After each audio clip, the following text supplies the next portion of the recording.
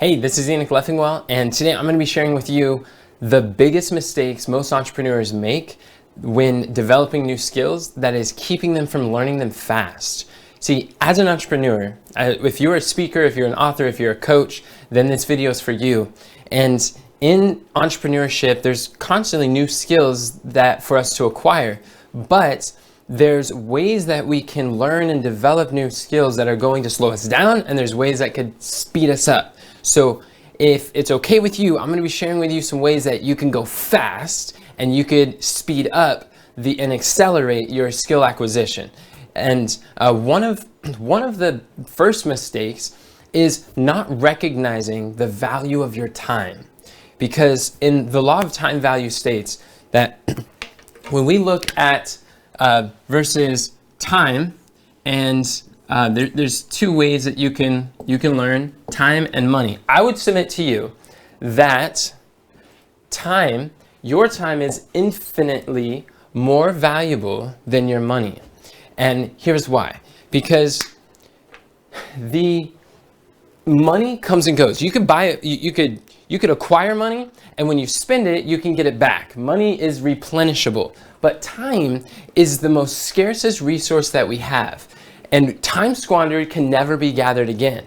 So many entrepreneurs make the expensive mistake that they're going to spend time learning skills so they can save money, and they're constantly thinking, well, how could if I could save money here, then I could just use my time, do it myself. This is the whole DIY kind of culture.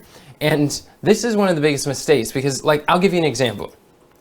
If I were to tell you that I have a check for you, I'm going to give you a check. I'm going to write you a check right here, and it's going to be yours. It's got your name on it. It's to your financial freedom. It's any amount that you could possibly think of that would be for your financial future, and you can have it. And you knew that when you cash the check, it's going to come out and it's going to be deposited.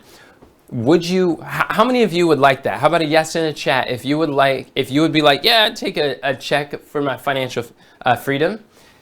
But there's only one caveat. You have to give me your life today. You're going to die the moment that you accept it. Now, how many of you are interested? No more.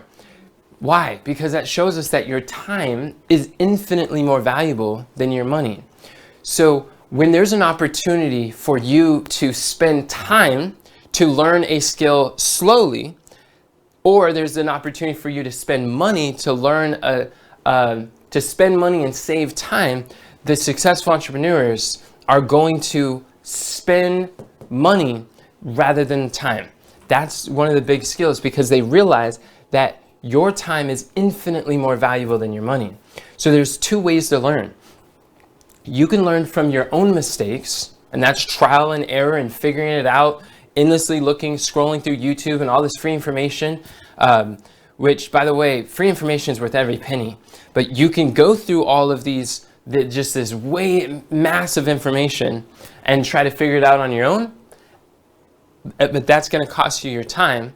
Or you could hire a mentor. You could pay someone who has the results that you want, that has been where you want to go, and you could pay them whatever they charge, whether that's time or money, and you cut a check and then allow them you could download in days what took them decades to discover. And the choice is yours. You can learn from your own mistakes, or you can learn from the mistakes of others. And that's the first mistake that entrepreneurs make, is not recognizing the value of your time. Now, another way that I really like to think about these is when you look at the gap between where you are. Let's say this is where you are, and there's a gap between where you want to be. This is you, and in this gap, and this is skill acquisition in your business. Let's say you want to generate leads, or you want to improve your communication, you want to get better. You realize that the biggest problem in your business is not being able to speak to audiences, to create content, to be able to clearly communicate your value. So if it's a public speaking training, then where you are today with your current skills, and you want to improve your ability to persuade, to influence, to speak from stage or platforms, to speak to audiences, well, there's a gap. And if you figure it out on your own, you might find there's some spikes down here, there's a body of waters and some sharks, and there's a big wall that you're going to have to climb over, and it could be some rough stuff. But what a mentor does is, when you have the right mentor, the mentor becomes essentially a bridge for you that says, hey, I've been where you want to go, and I'm standing at the finish line. I know your future. I know what it looks like. I know the path. And they traveled through, and then they built a bridge backwards with that's the framework. That's a course. That's a book. That's a seminar. That they have a process that they're able to help avoid a lot of these pitfalls and challenges. And you could bridge the gap. The gap between where you are and where you want to be is the same exact gap between what you know now and what you don't know yet. And when you invest in mentorship and coaching, when you invest in books and you read them, then that is like buying your time back at a discount, because you are saving yourself time, energy, and money when you're buying someone's system. Did you know that? System, literally SY, system stands for save. This bridge is a system. And system is an acronym. It stands for saving yourself time, energy, and money. And that is, and that's the truth. So really, instead of trying to figure out how, this is another mistake that entrepreneurs make when acquiring skills fast. The first question on their mind when they realize a skill gap or the result they want, where they are, and they realize a skill is going to get them there, the first question they ask is how? How do I avoid the spikes, swim past the sharks? How do I climb over the walls of this skill? And it's a daunting task, and it drains them, and the learning curve, they take on these deep learning curves. And a better question is who, not how. Stop asking how first, start asking who. I'll give you an example. When I first started my business long time ago, I wanted to, I've been an entrepreneur since I was 10. I've been fascinated with digital marketing since I was 12. And it was, I started building, I wanted a website. And at first I was like, okay, I want a website because I'm going to record these videos on YouTube. And then I realized, like, I'm going to go take a class. I'm going to try to acquire these skills. So I was learning HTML. I'm like, this is so overwhelming. This is intense. HTML felt like laying on a bed of spikes, trying to like learn this thing, because I have a dream of being able to get my message to the masses. But I knew that a website is the thing that I need. But learning it was like swimming past sharks, and it was so draining. It was intense. And I was getting discouraged. I'm like, wow, am I ever going to have a website? If I had to edit videos, if I'm recording videos, I don't know how to edit videos. So then I take the learning curve, and I'm like, I hate editing videos. It got to a point where I was like, I don't even want to record videos anymore, because if I record a video, I know that I'm going to have to edit that. And so it became daunting. And I had videos that were like, oh, what do I do? What's the point? And then my mom, who was one of my first mentors in business, she came to me and she's like, look, Exodus chapter 8, Jethro had a conversation with Moses and was like, look, Moses, you're doing way too much. You're just seeking to lead an Israel out of Egypt, an army out of Egypt. You need to delegate. You need to involve other people. There's people who love doing what you hate. I'm like, what? Why would anyone want to help me to record videos? It didn't make sense to me. I'm like, why would anyone even like videos? I hate editing videos so much. It was hard for me to even fathom that there would be a who that could actually enjoy it. Or I completely dislike building websites so much. It was hard for me to imagine anyone would be interested in that kind of thing, let alone interested in working with me towards this vision. But she's like, you got to delegate. You got to involve other people and give others an opportunity. I'm like, okay. So in that process, I was creating content. I started to look through my community and see who is in the community that wants to help. And there was people who started getting on board. I started building a team in 2014. And ever since 2014, I haven't been without a team. Today, I have Carmen, who's over here helping with the video and live stream and sending things out, and who also helps build the websites, and he enjoys building websites, and I don't. But together, we're able to accomplish more than we ever could apart. So it's really the who, not the how. And that is the second big mistake that entrepreneurs make in learning new skills. And another one that we could see is there is a challenge that a lot of times when people are trying to learn skills in entrepreneurship, there's leadership development, there's team building, there's sales, there's marketing, there's grabbing attention, there's content creation, there's copywriting, there's learning persuasion, there's public speaking, there's acquiring speaking engagements. There's so many different skills that could be learned, and there's email marketing and SEO, and there's all this stuff. But what happens is people they start taking on all these learning curves, and they go one after another, and they start like grabbing all these skills at once, and they start scattering their efforts.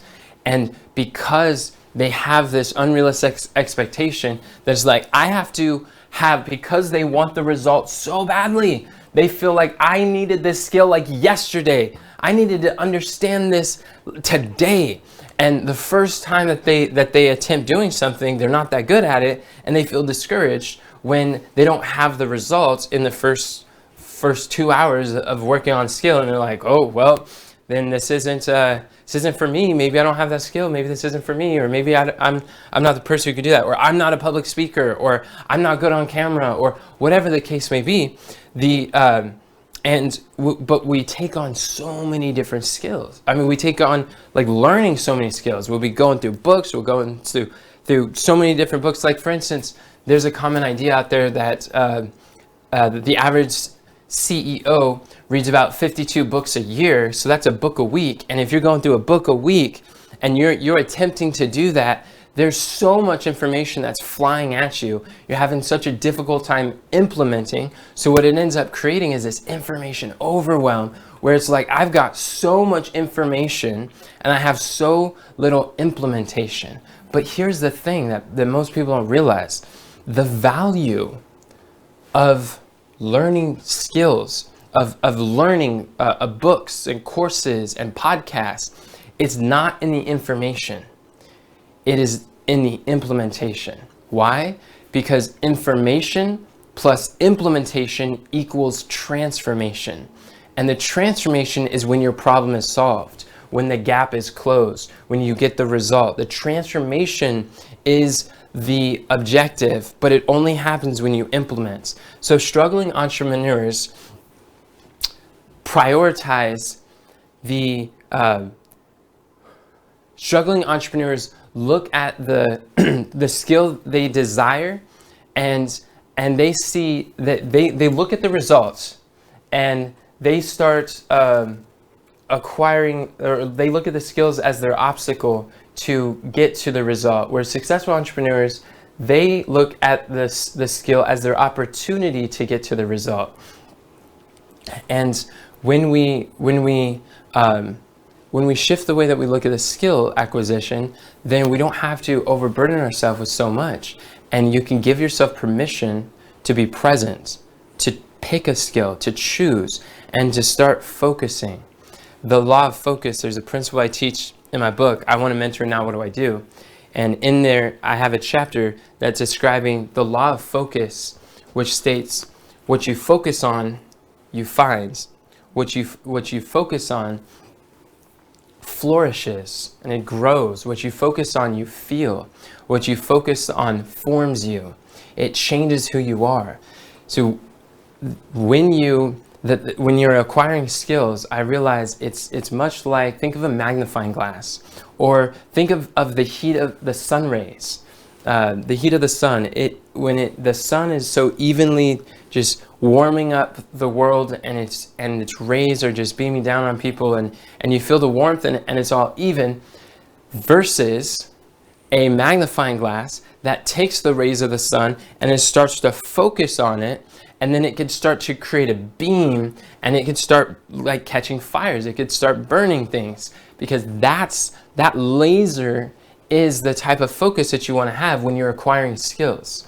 And I realized what was the big struggle for me, or big breakthrough for me, is at the beginning, I would learn, and I would just go surface level on all these different skills, and I'd know a little bit of all things, and I wasn't really stable in any one particular, and it was all just surface knowledge for quite a while.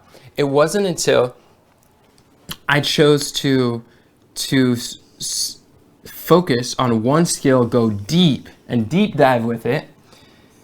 And once I deep dive, then move on to the next skill, then deep dive on that and do one skill at a time. And when I started to focus on these skills, I started to grow tremendously. It's incredible to see it was like exponential growth as I started to pick one and go deep with it, then and master the skill, then move on to the next. See, the problem is most people think the purpose of learning is knowing. The purpose of learning is not knowing. The purpose of learning is mastery. And what is mastery? Mastery is the ability to execute effortlessly without the use of conscious resources. So to get to a point when you're climbing through the spikes and swimming through the sharks and climbing over the walls, trying to acquire these skills, and you're in this learning curve and it's intense, like the spikes are painful. The learning curve is painful and steep to be learning. Maybe it's content marketing, or maybe it's stage selling, or maybe it's publishing a book for your first time. Whenever you're learning a skill, it's hard. But when you master the skill, it's as effortless as walking over a bridge. And that's what you want to do, is when you're acquiring skills, you want to make it your goal to get to a point where you're not just dabbling in surface level, where they say jack of all trades and master of none. It doesn't allow you to become proficient at any of them. So as long as you have a surface knowledge in the skill of all these different things, then it doesn't allow you to be able to go to get the results that you're looking for and to master. It takes so much conscious resources, it takes so much creative energies just to try to get a little bit of progress. It takes maximum effort with minimum input. Unless you focus, take the law of focus, apply it to new learnings, and learn one skill, focus, go deep on it. And as you're going deep on it, then you've mastered that, then you move on to the next mastery. And then as you start, I call it mastery stacking. And as you start stacking the mastery of these focused skills, then you're able to solve increasingly complex problems in the marketplace, in your business, in your life, and for others. Because every business, every product, money is a result of value added to the marketplace. And what is value? Value occurs when a problem is solved. When people solve problems, that's when value is there. And what is the thing that God has given to us that allows us to solve problems? That is skills. Skills allow you to solve problems. So as you stack the mastery of the set of high leverage skills, high income skills, then as you stack your ability to solve increasingly more valuable problems, then you are going to be paid richly and more valuable for your time, for your labor, for your effort, for your contribution. Is this making sense?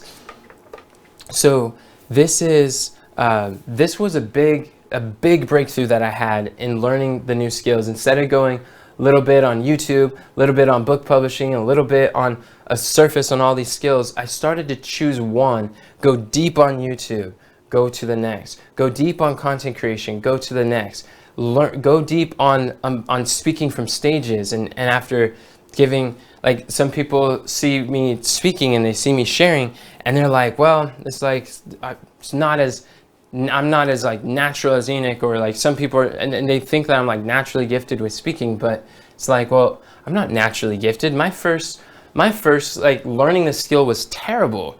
And people think like you can't compare your beginning to someone else's end or their middle in whatever the skill is.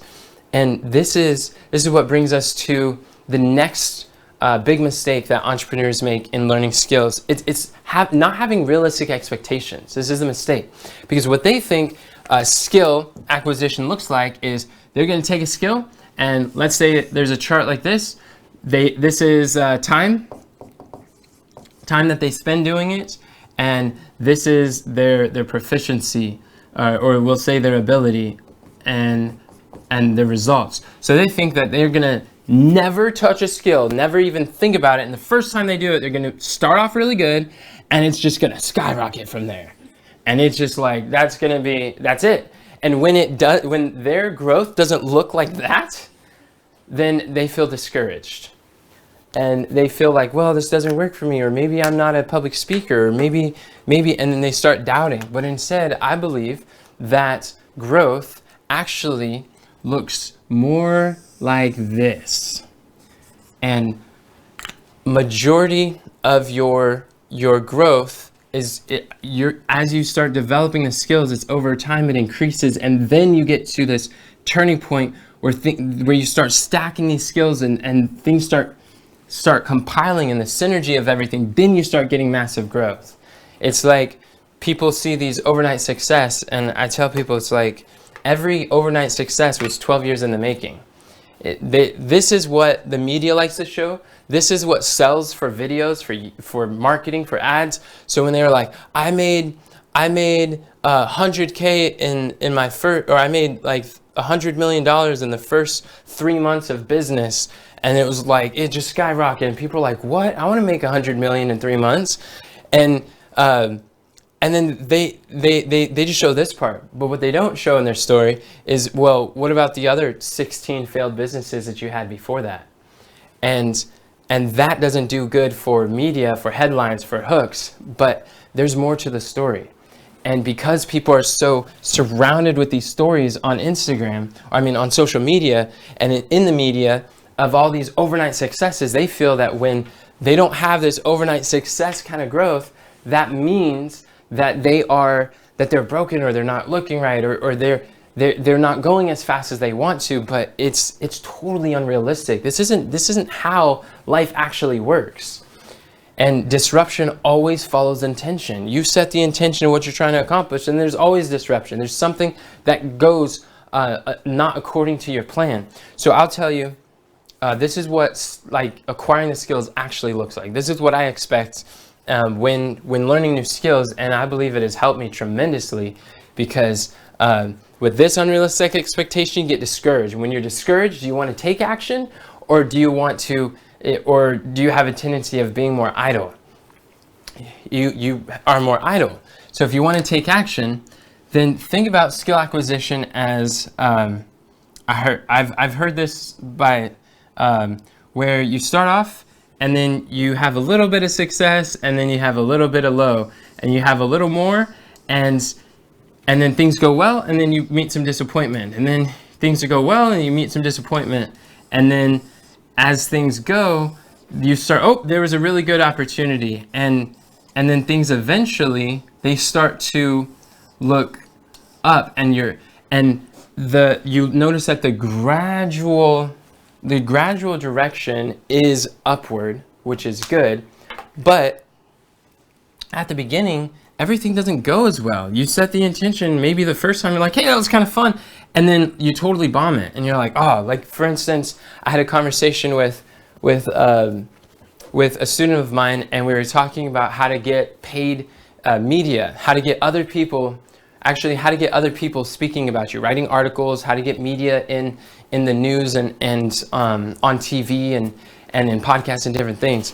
And it's for positioning in the marketplace. And what happens is you see people with like as seen on TV, or as seen on NBC or ABC, entrepreneur.com, or on Forbes magazine, or some of these different, when your content is featured in credible sources for your industry, then it gives others it gives you a credibility where others feel like, oh, this person probably knows what they're talking about because they've been featured on this credible industry magazine or media. And so I was talking about how to do that. What's really powerful is, much like having a best-selling book, is now that I have a best-selling book, I'm a best-selling author for the rest of my life. Once a bestseller, always a bestseller, and that's awesome.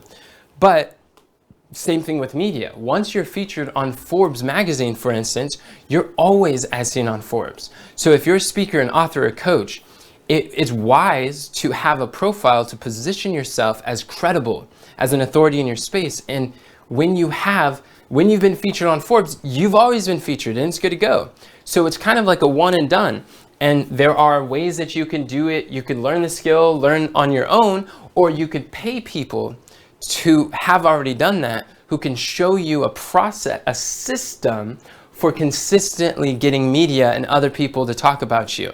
And you could position yourself as seen on Forbes. You could become a bestseller. You can be, you could have TV media appearances. Now, as far as generating leads, as a side note, the media is like TV, traditional media, TV, radio, and some of these magazines. They're really not good at generating leads. But as far as building a profile, positioning as an authority in your niche, it's great for that. But I wouldn't see it as like a long-term strategy for generating leads.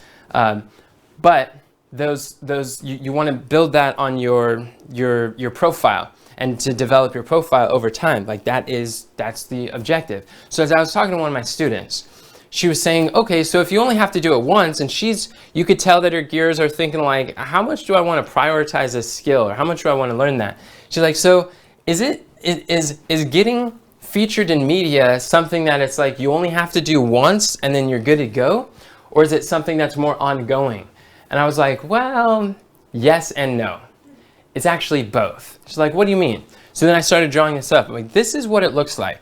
When you think of yourself being featured on media, or when you're a speaker who's starting your speaking engagement, your speaker journey, what happens is, in order for, like, ideally you want like the top, the best, like Forbes magazine, Entrepreneur, and you want Success magazine. You want something that are very, whatever your industry is, you want things that are very highly regarded in your industry.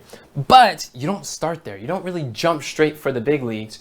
What happens is you are, like Luke 16:10 is my favorite verse in all the Bible. It says, he that is faithful in that which is least will be faithful also much. He that is unjust in that which is least will be unjust also much. What does that look like as an entrepreneur? That means that what you do is you take little opportunities for getting on small platforms first, and that may not be ideally what you're ultimately looking for, but you are getting the repetitions in. You're learning the skill. And in order to talk to the people, to position yourself, to show the value, and to create the content that you're able to publish or post there, to craft your pitch, and to be able to put your presentation there in a way that is compelling and it ignites people and sparks engagement, then you're acquiring the skill over time, and then eventually you're like, wow, I had your first breakthrough where you're able to start, like there's a somewhat bigger platform that you're now able to publish on, and they want to feature you in their magazine. You're like, well, that's cool. But then right afterwards, you have this really low one. I mean, the smaller audience. But at the beginning, it's like Tom Bilyeu. He said, when I first started speaking, I'd speak everywhere. I would speak on, and when he was promoting his book, he's like, I'd speak on people if they had 50 people watching, if they had 5 people watching. I would share on every platform that would possibly allow, local groups, online groups, anywhere and everywhere. And the guy's a billionaire, and he's viewed by millions of people. But he's like, you say yes to all of these opportunities. Why? Because once you have this, you could put that on your profile, and then it's like, okay, been featured on this medium-sized magazine. And it's like, that's great. That's the best you have. So you add it to the list. But then as you go, you have a smaller one, maybe slightly larger, and then you got another breakthrough. You're like, hey, that's kind of cool. I like that. And now you've got a breakthrough there. And then the next one, because you started being seen on some larger media, it opens the door for you to have access to even larger audiences. Now they want to feature your message on their platform. And then directly after, you just got something really great, and then boom, it drops down again. But as you see, your lows are not as low as they used to be. Your highs get higher and your lows are not as low. That's the objective. That over time, the trend is upward as you go. And so when I was answering her question, is this something that you only do once? Because once you have these high profile, media, then you only have to have it once, but in order to get that one, you still have to do a bunch of little ones that may not ultimately, like that wasn't a part of your plan, that wasn't on your prayer list, that wasn't part of your vision. But as you say yes, as you start to get these highs, and these highs are the things that people create content out of. These highs are the things that get you more interviews. These highs of your skill are the things that help you to get the result that you're looking for. But that's how skill acquisition works.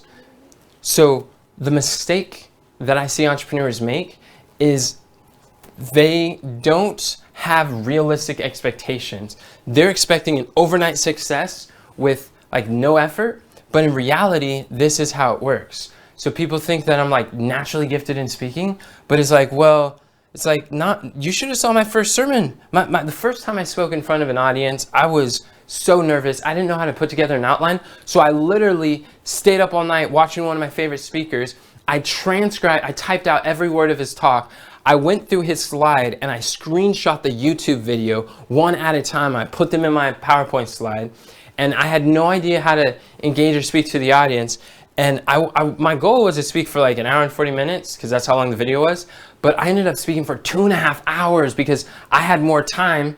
I had more content than I had time, and I didn't know how to adjust. It was so intense. I like packed the room full because this is my first time speaking. I invited all of my teachers. I was 16.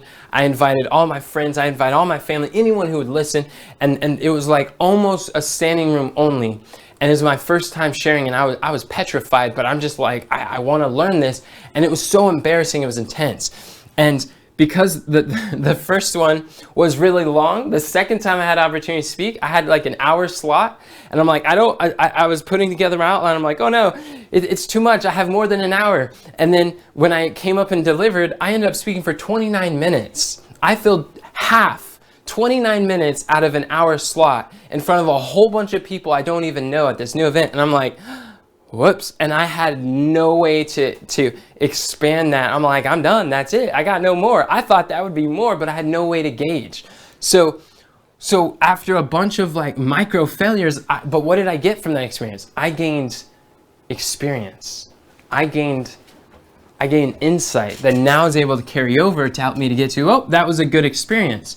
Where shortly after, I was able to speak at the same event, and by God's grace, they invited me back, and someone was in the audience. They're like, I really want you to come fly over to Florida, and we're going to pay for your trip, your hotel, we're going to pay for everything. I want you to go speak over in Orlando, Florida. And I was like, okay. They're like, we want young people to go there. And I was 18 at the time. It was my first time flying. It was my first time realizing that through my speaking, I got like all paid expense trip to go over and to share my message with an audience over there.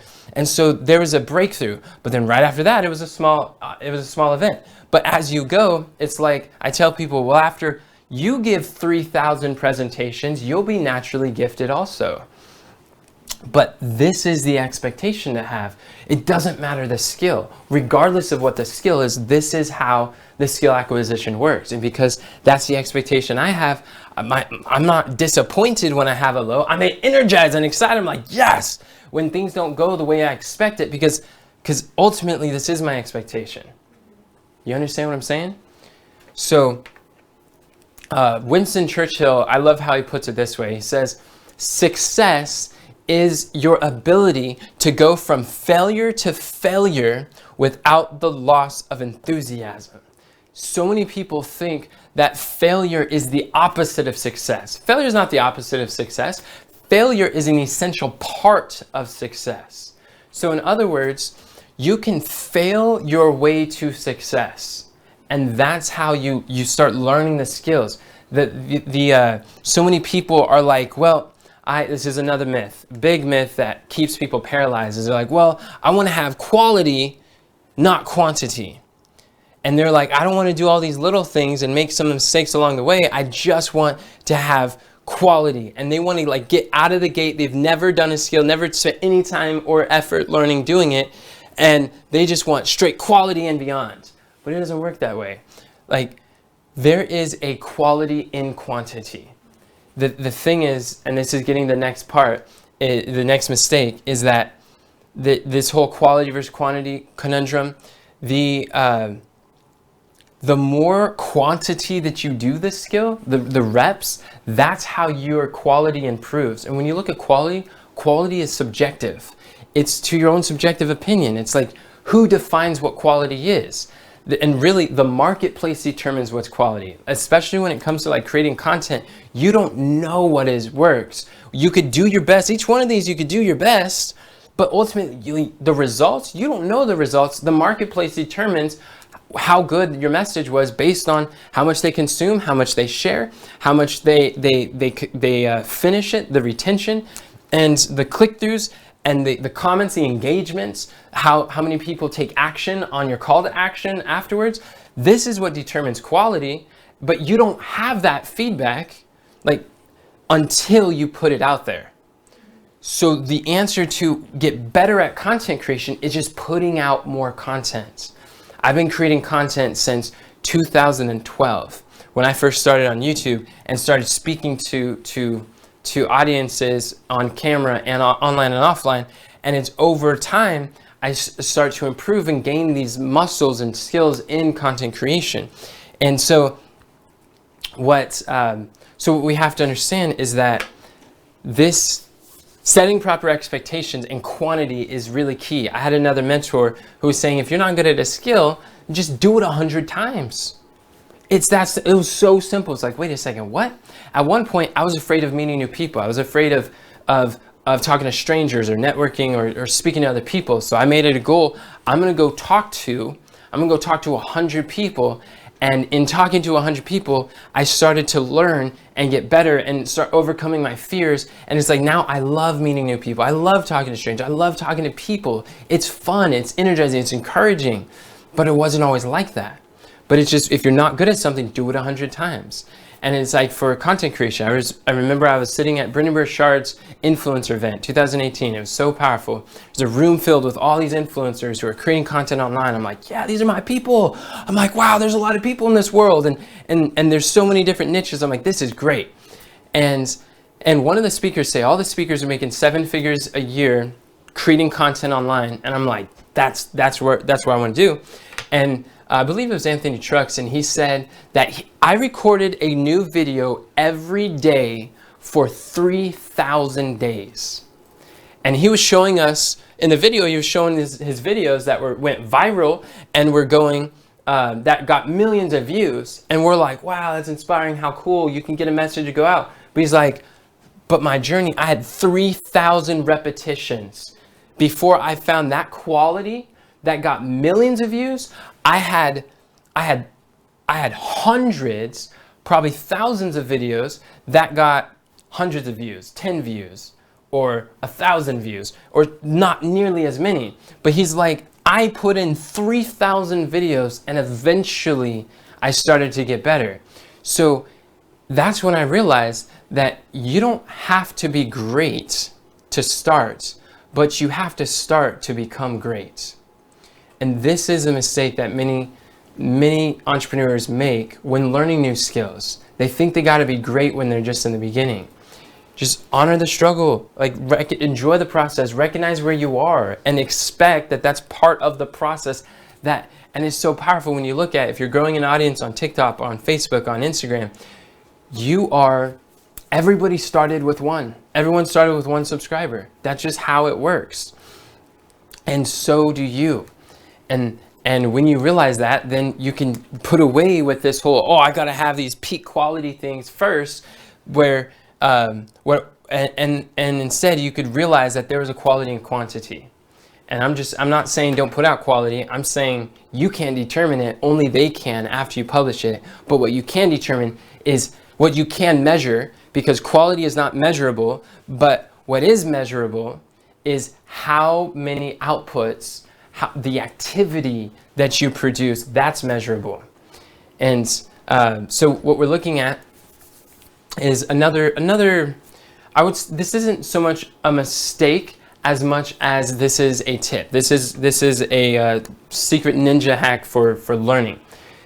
See, there are 3 ways to learn a skill. 3 ways to learn a skill is, number 1, you can learn in, it's basically, you got to put in the repetition, but there's 3 ways to get these repetitions. Number 1 is, what I would do it is irregularly. And irregularly is when you are, let's say, like you have a goal to grow on YouTube, and you publish, I'm going to publish a video this month. I'm going to publish maybe 5 videos next month. And then the 3rd month, I'm publishing no videos. The 4th month, I publish 2 videos. The 5th month, I publish no videos again. And the 6th month, I publish 10 videos. And it's very sporadic. It's happening at scattered frequencies and with random breaks in between. That's when you have when you're irregularly learning the skill. And people do that for a variety of skills. And it especially happens when you're not focused on any, and you're trying to take on all of these at once. And when you have the expectation, I gotta know all this now, and you start hoarding all these learning curves, that's especially what happens. You start to be irregular, and you could kind of learn some skills. It's gonna cost you a lot of time, and it's gonna cost you money for not being able to produce the result with the value of the skill, because the value is in the transformation. It's actually producing the skill and mastering. The dabblers don't get paid as masters do.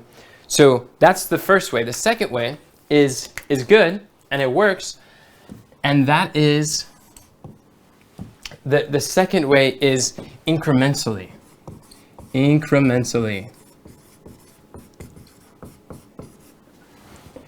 Incrementally is, this is referring to, like, you have a series of consistent and fixed times that you do something. You're systematic in doing it. For instance, since 2012, I committed to producing a new video every week on YouTube for really for the last, I guess that's 10 years now. I've posted at least a new video a week on social media for the last 10 years. And by choosing a weekly content rhythm, or having a rhythm for a skill acquisition rhythm, then that is where you're able to learn the skills incrementally. You're able to grow and improve over time. And that's a wonderful way to learn. And that's what I'd say most people tend to do when they want to learn skills. But there's a third way. And the third is the most powerful. The third is the way that your brain actually works, and is one that will actually save you more time, but it's counterintuitive, so most people don't do it. And I'll even share with you that when you find the right mentor, a good mentor is going to give you counterintuitive advice, because if it already made sense, you'd already be doing it. But because you don't have the result you're looking for, it's because there's some counterintuitivity that would be good for you to adopt. Otherwise, you're going to keep doing what you do and start going through the spikes, swim with the sharks, climb over the walls, do all that, because that's what naturally makes sense, and what leaves us frustrated and unfulfilled and discouraged, because we don't have the result. So, and this is what I learned from my millionaire mentors, is this thing called immersion. And when you have complete and total immersion for learning a skill, it is one of the fastest ways tremendously to be able to grow and develop a skill. Where what this looks like is, if you take like a weekend, or you take like 3 days and you just deep dive and you completely immerse yourself in a skill. And as you do that, you're going to acquire, what you're basically doing is, you're still going through the repetitions and you're having all these, but you are collapsing the time frame that it takes for you to do your 100 reps. You are compressing how much time is in between in the intervals, so you learn the skill quickly and it gets developed fast. Mastery is able to be experience faster through immersion experiences. So how do you do immersion? Immersion could be, let's say you buy a course and you get it done in 2 days or 3 days, and you just block out time and you make things happen. Or in our business, we would do a blitz. We'd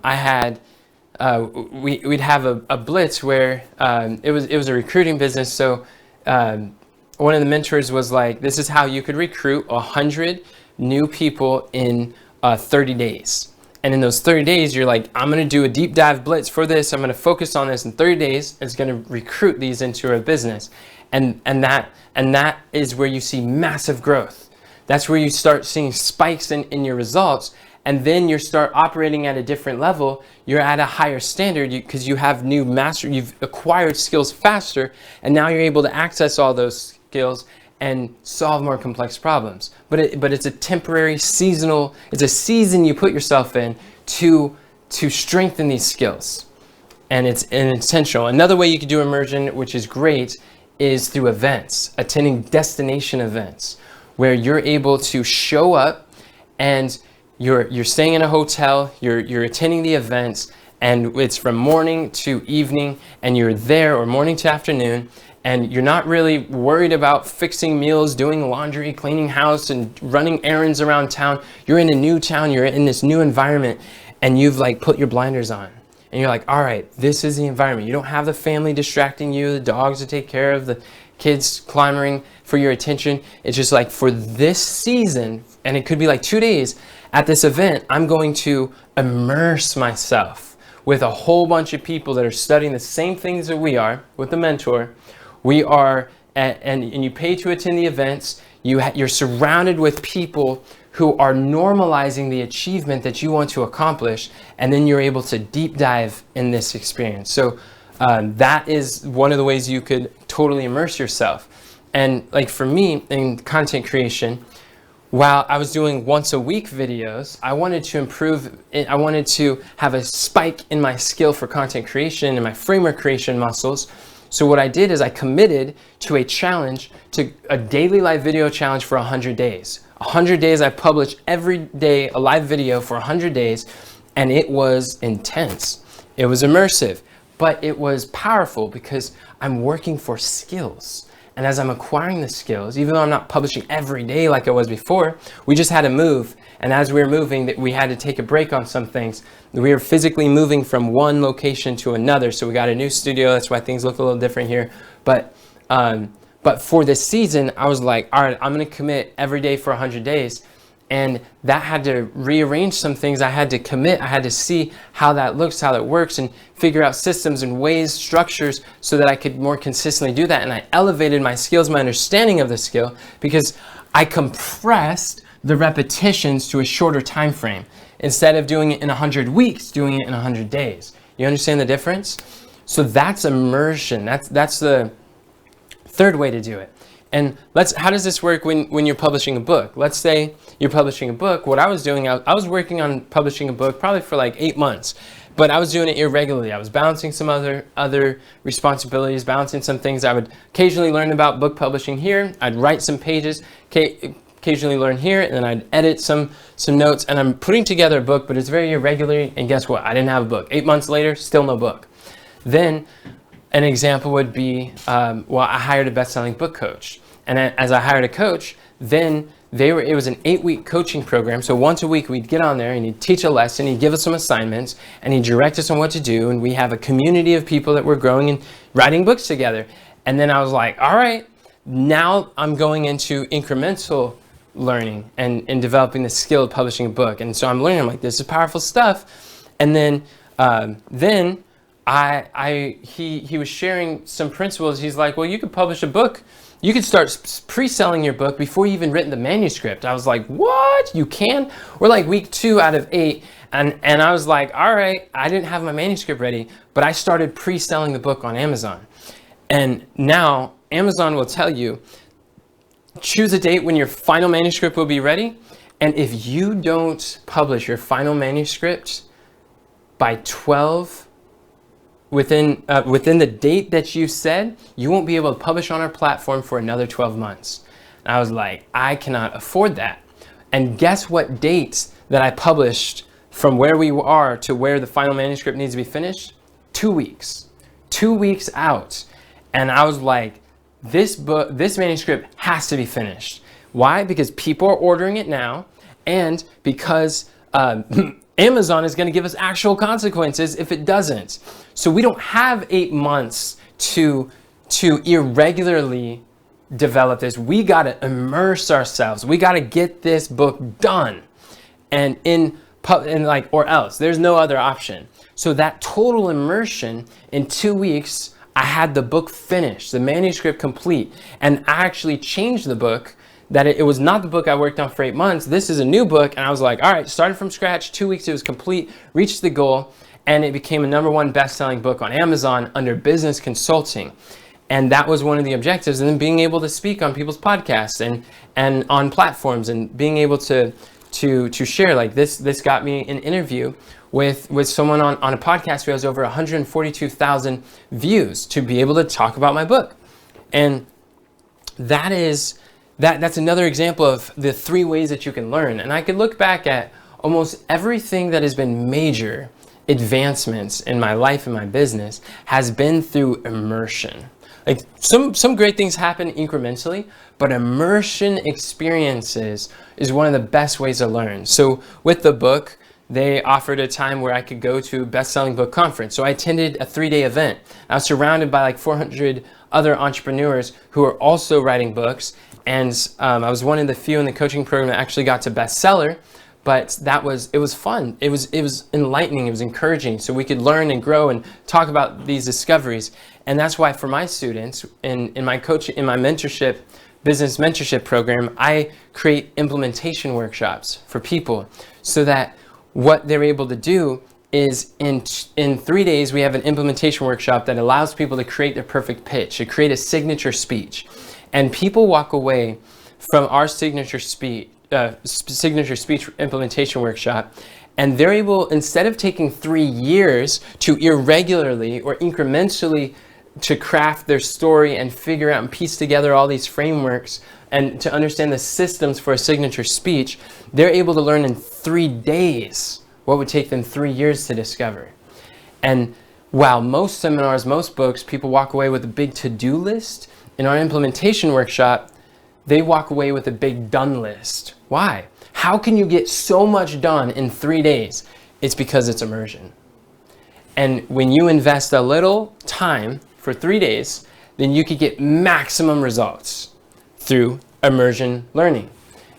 But when you understand that these are the 3 ways to acquire skills, then it helps you to really set proper expectations, helps you to make educated decisions. And when you're choosing a mentor, and when I say mentor, I use it fairly loosely, where mentor is anyone who's a trusted advisor, someone who you're receiving advice, where you're learning steps or a system or a framework from. So that could be a podcast is probably more irregular learning. It could be a coaching program that could be incremental. Maybe the coaching program has an immersion. Maybe there's an implementation workshop. Or maybe you buy a course, and instead of doing it, it's a 6-week training course, but you get access to all the modules at once. Instead of doing it in 6 weeks, you do it in 6 hours. You do it in 12 hours. A lot of these courses you could do in a short amount of time, but you just buckle down and you start working on it. And that would be an example of immersion. You get to decide, now that you have the framework, you can choose how long do you want to take to acquire the skill? How long do you want to be without your results? And it's up to you to decide and prioritize your time in that regard. So these are some of the skills that you're able to use, and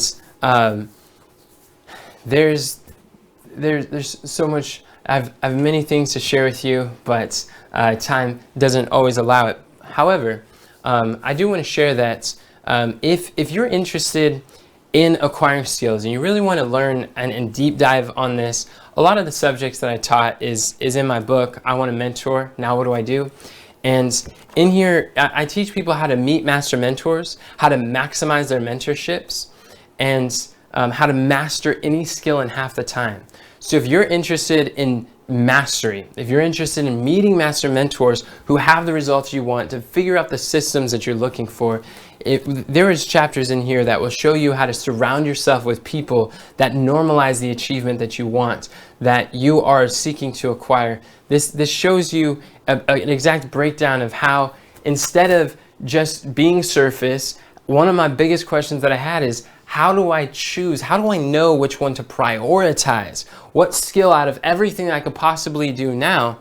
I wasn't able to go into the detail in this video, but in my book, I go into great lengths of exactly, I give you our pipeline process for prioritizing the skills to know exactly, without a shadow of a doubt, what is the biggest bottleneck of your business? How can you, to find, there's a lot of gaps, I'm sure, but what's the biggest that, once it's solved, will make the biggest difference in moving your mission forward?